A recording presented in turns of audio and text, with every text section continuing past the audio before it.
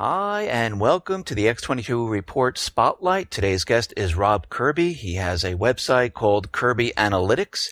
He also has a book called Gold Fix: Real Story on Gold. And if you like a free copy of this, you can just email him at his site, and he'll send you an electronic version of the book.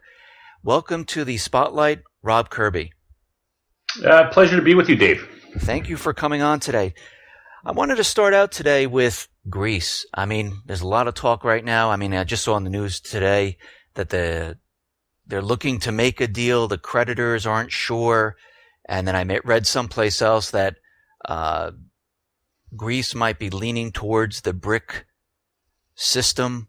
We know Russia's trying to extend a hand.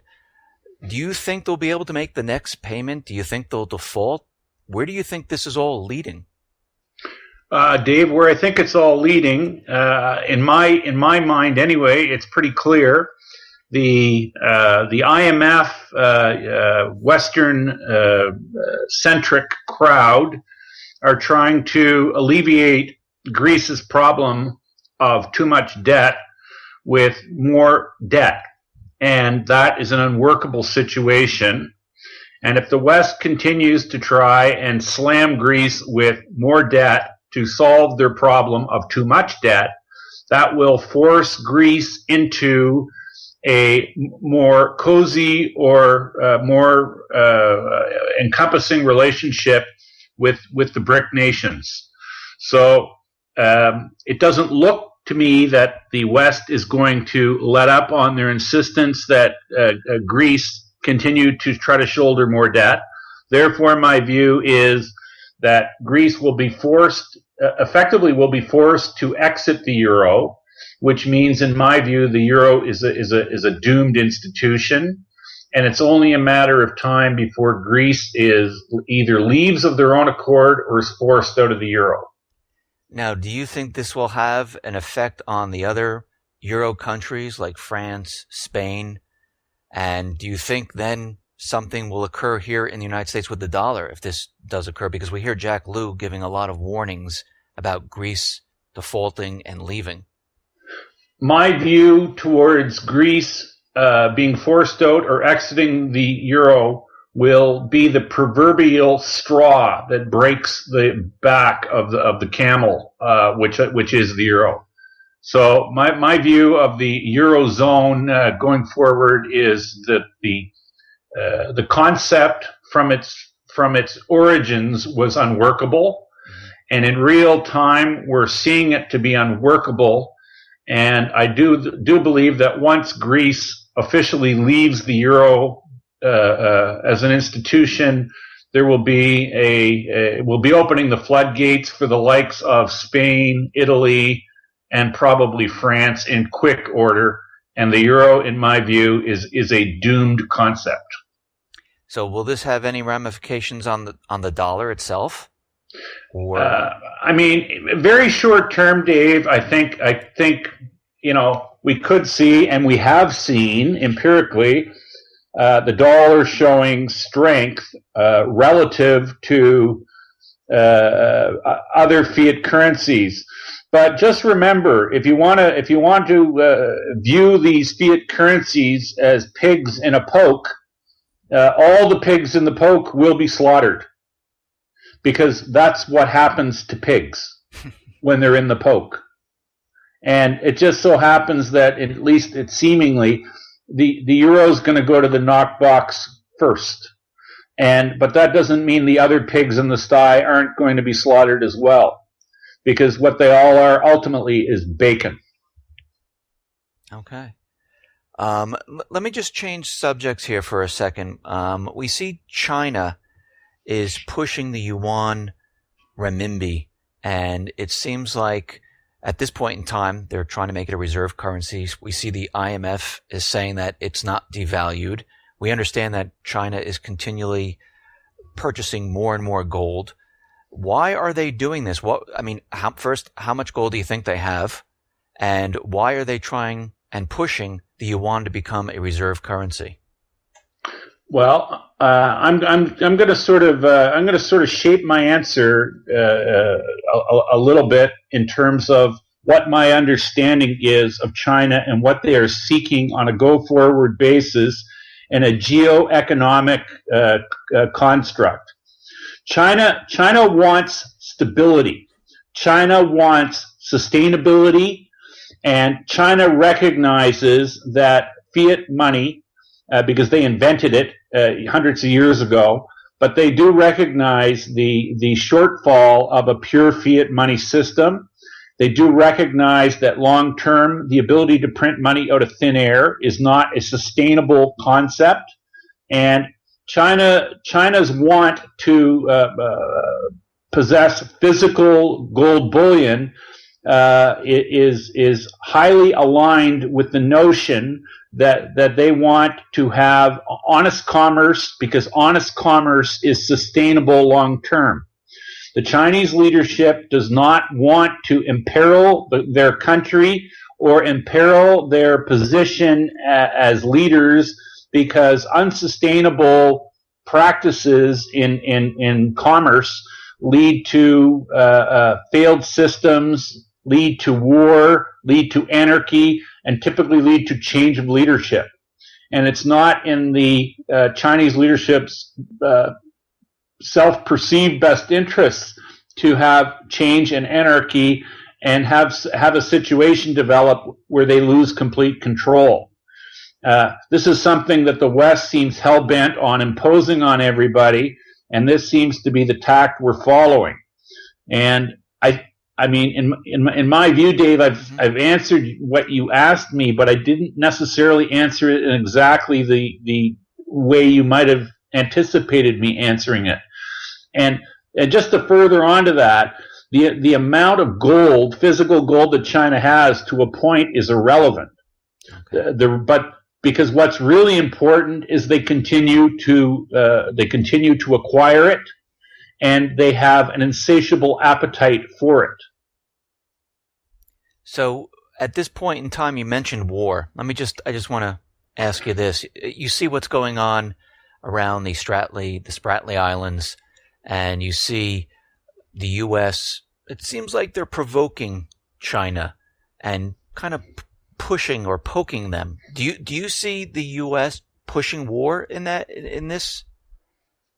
I see the Western-led nations, spearheaded by the current U.S. administration, as trying to provoke hostilities, not only in disputed islands off China, referencing China, Japan, but I see them also spearheading the disunity in the Ukraine, even though they've tried to paint Russia and Putin specifically as a villain.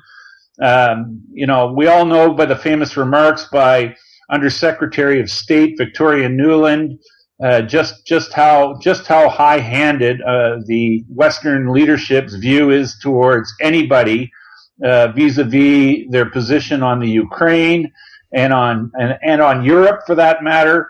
It's been American interventionism that's created the hostilities and the situation, which is sort of looks like it could spiral out of control in Syria.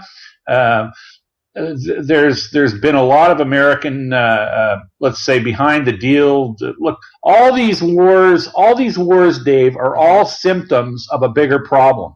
And the real problem is that money in our financial system is on the brink of failing. And the powers that be want to have their I'm just gonna broadly refer to all these incidences as false flags. And they want to have them all in position so that when the financial system finally goes over the edge, they will initiate war.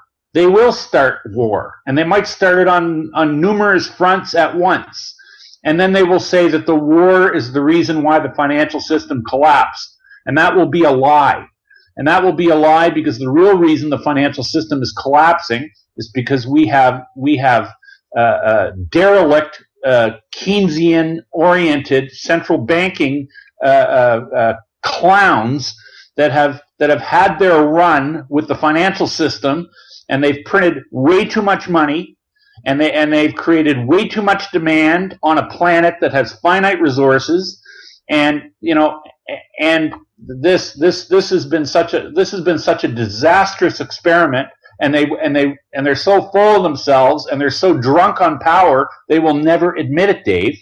So what they're going to do is they're going to have convenient patsies or false flag incidents on the back burner that they can turn the heat up on very quickly and conveniently blame them for the failure of their beloved Keynesian fiat money system. That's where we're really at. It's a tough dose to swallow, but you know what? My research tells me that's exactly where we are, and historically it's happened before. And if you know your history, you know this is what these clowns do every time their money systems fail. They take us to war. Rob, I completely agree with absolutely everything that you just said. Everything that I've researched and everything that I look at, I'm 100% with you on that. And I mean, in my mind, I think they know the entire system. They know that the entire system is collapsing. They know they can't continue on with this, and their only out is war, to cover it up. And I agree with you, and I believe this is where we're headed. You see, Dave, metaphorically, they've been kicking a can down the road, and they've been going to extraordinary means to keep the appearance that there's something okay with the system. But as we've moved down the road and kicked the can, the things that we've seen occur. We've seen, these are all markers that, first we saw the hedonic adjustments to economic reporting.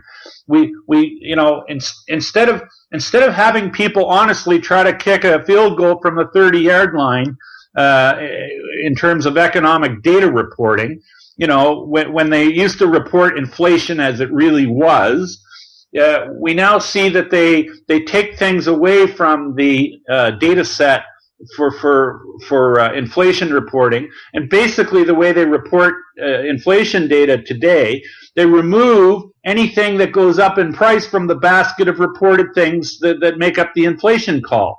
So this is why we have inflation being reported at less than 2% a year, when really the inflation rate is probably 5 to 7 or 8% if you measured it the same way it was measured back in 1980.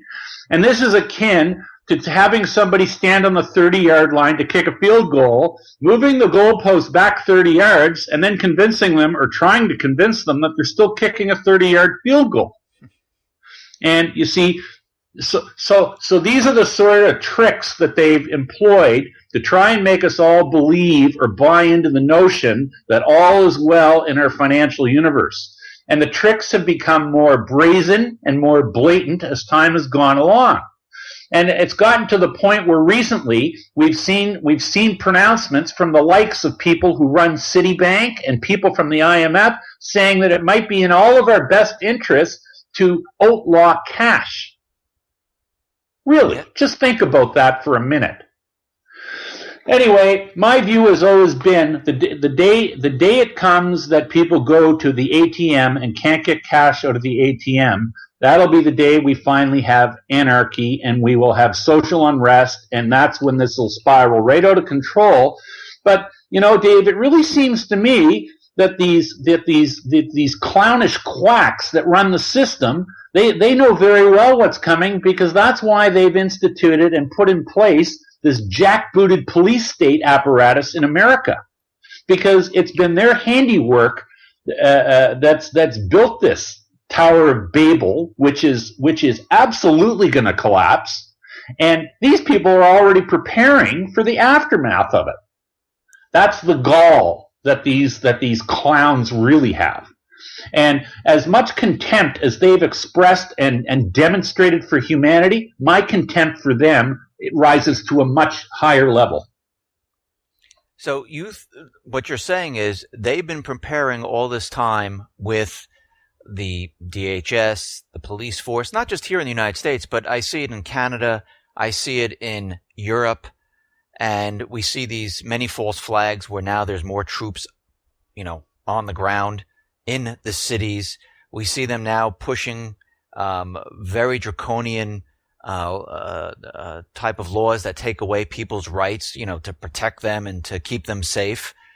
And what you're saying is they've been preparing for this. They've been practicing for this because they know it's coming.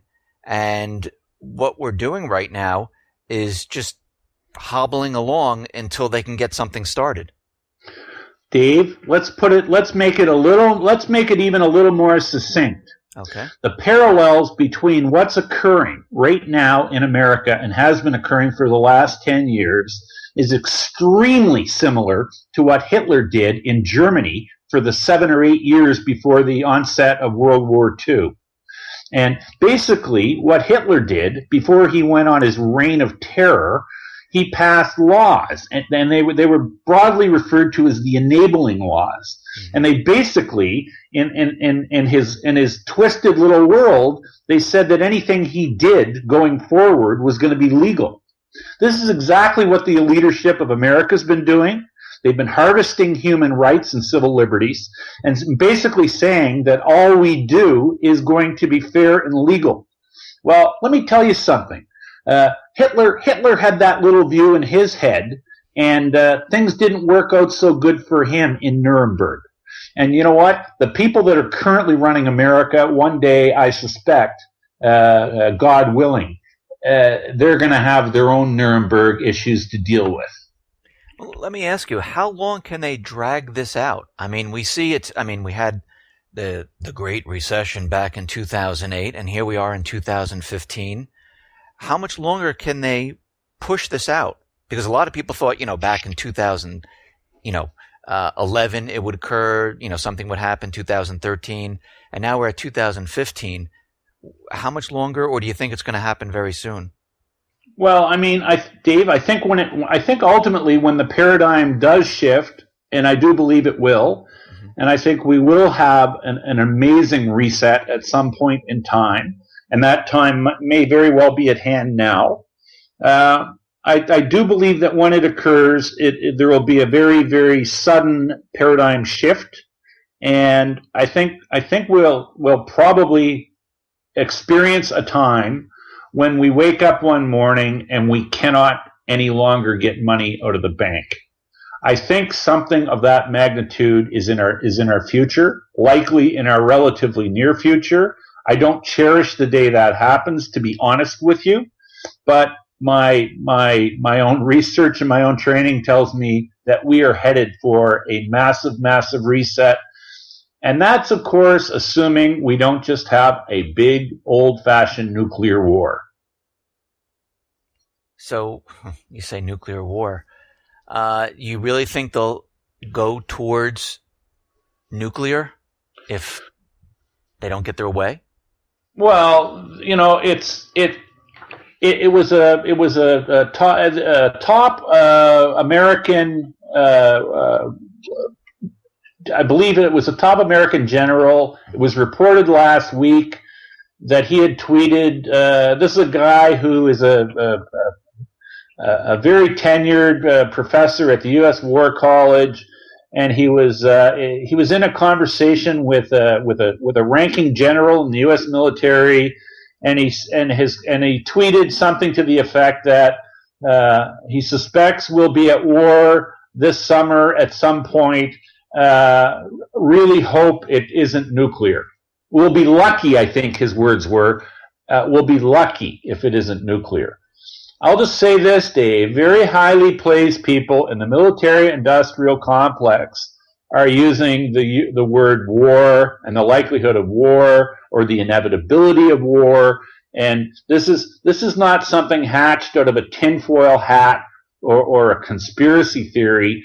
People in the mainstream military-industrial complex are talking openly about this now. This is not imagined. This is not wishful thinking, and believe me, I don't wish for it. But this is what's being discussed openly now by people who are very, very well credentialed to be making such pronouncements. So you can draw your own conclusions from that. No, I mean, I've been watching this and tracking it, and I'm for over 2.5 years now telling people that the U.S. has been maneuvering and placing military assets and building up all along Eastern Europe, the Pacific, the Middle East, and it's continuing. Actually, it's accelerating, and I definitely see war coming, just like you stated, and what I see happening is, and you mentioned about people won't be able to take money out of the banks. Are you saying they're going to shut the banks down? That's why they can't get the cash out? It might be that.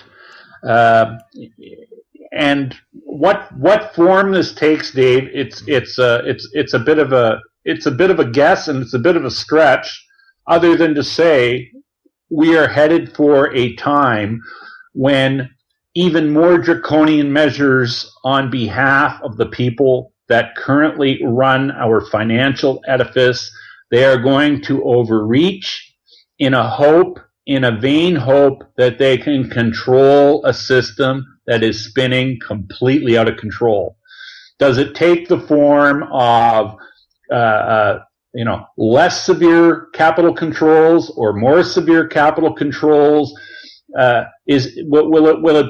it maybe start off with something a little bit less odious or a little more creeping, like capital controls first on registered accounts and then to be followed by cash accounts? It's tough to say exactly how it's going to roll out, because desperate times require desperate measures, and which particular desperate measure a desperate person is going to choose is something that's, to be honest with you, it's beyond my ability. Start thinking like a really desperate person, and start thinking about the universe of desperate decisions you might make, because some of them might be quite irrational. What should people expect? I mean, are they going to see, like, when this whole thing starts to fall apart, 1, inflation or deflation? 2, I mean, is it going to be hard to get food from the supermarkets? And are we going to see maybe martial law or something else occur here, like riots and things like that, where they have to say they have to implement martial law? Dave, it's conceivable we see all of the above. And when I say this, I'm gonna say it's conceivable that we see civil unrest, martial law, but ultimately, speaking directly to your point about whether we see ultimately deflation or inflation, you cannot destroy a currency and have deflation. And fiat money has been debased and deranged and defiled to such a degree that a deflationary ultimate outcome, in my view, is a non-starter. And when you destroy the value of a currency, you ultimately end up with rampant runaway inflation. And my personal view is that to say that we have a deflationary outcome in this ultimately is nothing short of quackery. So let me just get your take on this. What do you think of this exercise, Jade Helm? Do you think that is in preparation for this? Sure, it is. It's practice. So it's practice. It's practice for. Call it what it is. It's these guys are training to basically subdue peoples in urban environments, and this is what this is all about, and it's to get people conditioned to having military conducting operations in urban areas, so that when they actually roll it out, people say, well, it's just the army doing what the army does. No, this is a conditioning exercise, Dave. Absolutely. And listen, anybody who can't see this for what it is an ostrich with their head buried in the sand or somewhere else where the sun doesn't shine. For the last question, let me ask you, when do you think, I mean, you told us this summer the general's telling us war. Do you think the collapse is going to occur during the summer, or do you think it's going to be the fall, or do you think, what's your prediction on this? We won't hold it. Well, to begin with, Dave, I think it's a fool's game to predict what day or week it's going to happen. What I can truly say is, with each passing day, we're a day closer to a major paradigm shift or a major reset. I wouldn't be shocked if it occurred this summer. I wouldn't be shocked if it occurred this fall. But I'll tell you, Dave, I also wouldn't have been shocked if it had occurred last fall. So, you see, the reality is the system is ripe for a reset, and the reset is metaphorically low-hanging fruit that's very ripe on a tree. And so the question I guess you're really asking me is, what day do you think the ripe apple is going to fall off the tree? Well, I know that the apple will fall off the tree, but I'm hesitant to say what day. Okay, I'll take that. Well, Rob, thank you for coming on the X22 Report Spotlight. I really appreciate you taking the time and talking with me and letting everyone else hear what you have to say. Thank you very much for coming on. My pleasure being with you, Dave. Thank you.